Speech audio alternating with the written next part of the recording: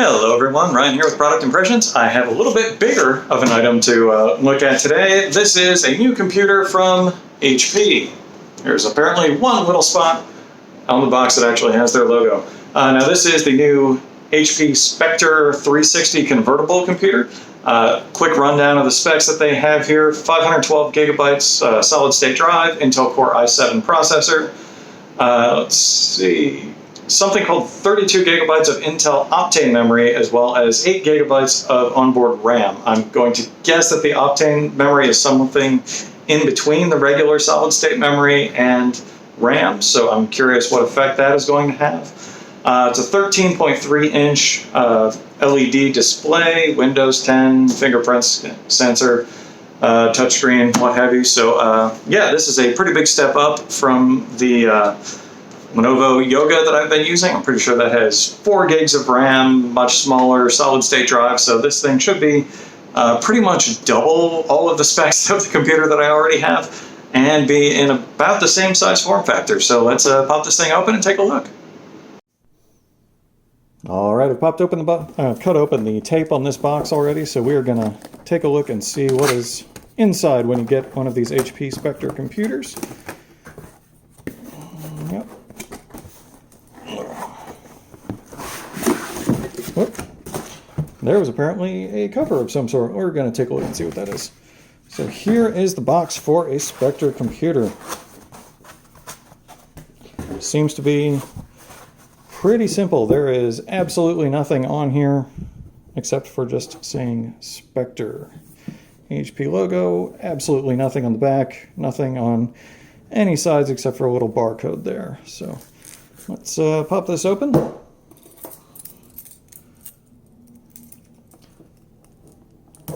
When in doubt, use keys and shrink wrap.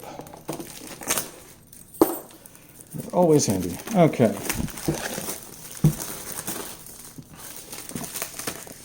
Ripping off all the shrink wrap that's on this thing. What is it like to open up? This thing is about a $1,300 computer. There we go. Got some nice foam padding in there. And it looks like this is all just a plastic ridge around it. And there we go. This is the Spectre. It's got plastic completely around it. There's a little tab. There we go. Kind of pop open the plastic sleeve it came in. Pretty standard. Nice looking, definitely premium feeling. Nice metal all the way around. I'm assuming that this is both the speakers as well as ventilation. We've got some grills there all the way across the bottom and over here, so probably the speakers on the sides. And what does it actually look like? Yep. All right, that is very nice looking. A little bit of a concave shape to all of the keys. Definitely looks nice. A bit of an oversized touchpad down here. Very nice. Fingerprint scanner. Relatively normal keyboard with home, page up, page down, and all over here. Delete up in the corner. Nothing too crazy as far as fitting the keyboard into this smaller form factor. Let's take a look and see what else came in the box. Usual setup instructions, you know, charge before use, all of that, what all the buttons do. It apparently comes with a little stylus pen as well. I've never really used one of these with a Windows computer before. I have with Android tablets a couple of times. I think once or twice with a Microsoft Surface. They even give you a battery, which actually not a lot of things do if it's not a rechargeable thing anyway. So a couple of spare pointers for it, instructions for the stylus. All right, that should be interesting to try, see what all you can do with that. We also have a power brick with a braided cable, charging with a USB Type-C. Fantastic. And the plug to go into the wall. and other, you know, random limited warranty and support and all of that information. Yep, that is it for what is in the box. Let's take a look and see what that other little sleeve was. And here we are.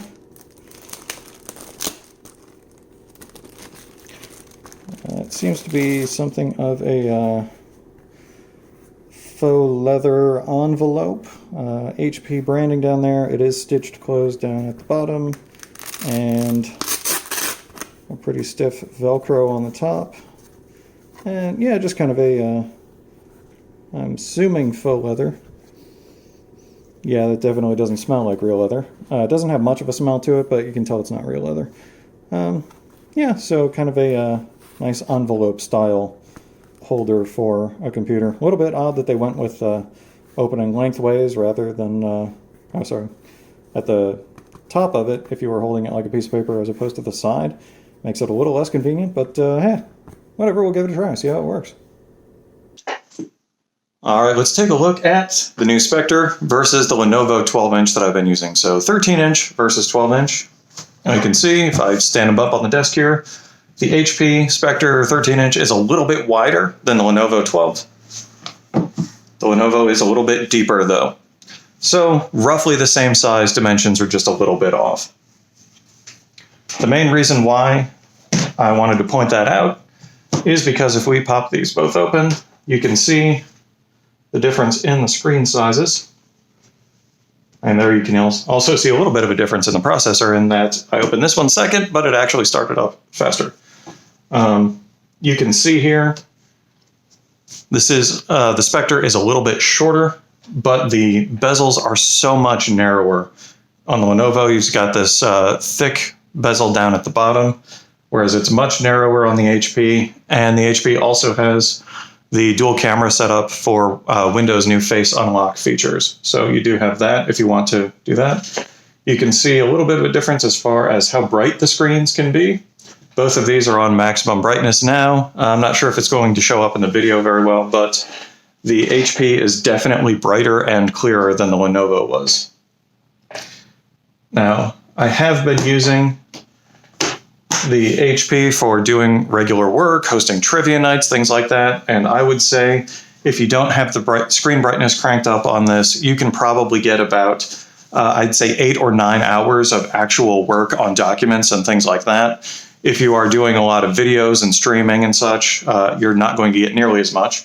As an example of that, I do play one game, Magic Arena, which tends to be pretty difficult on the hardware. With both the Lenovo and the new Spectre, it gets the fan running, it heats up quite a bit. The yoga would last for probably, I don't know, 2 hours maybe. The new HP, I would say, lasts for between 3 and 4 hours playing that game. So there is definitely a significant improvement, but as always, battery life will depend very much so on what you are actually doing. Now let's actually walk around this computer and take a look at some of the different features that they built in. This is on the left-hand side as it is facing you. You can see here we actually have a USB drive that has a slight closure to it. So it's a little bit more difficult to get a normal USB plug in there than it would be if it were just always open, but it does make for a nice, smooth, sleek look to it. You can probably also see that there are edges on here. They aren't super sharp, but it's definitely noticeable when you are used to something with much more flat surfaces and curvature. You can see the difference here. The Spectre is much sharper looking, and the Lenovo, you basically won't even feel an edge. Let's see, this here we have the audio port, so headphones, microphone, what have you.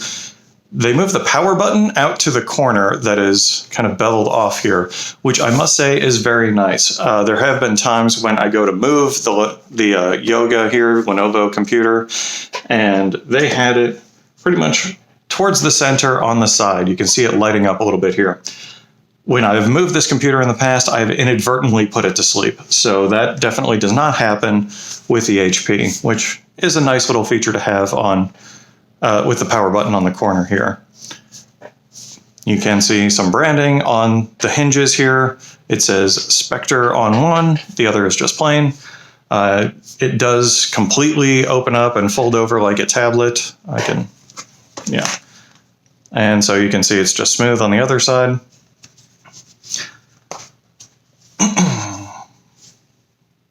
Yep.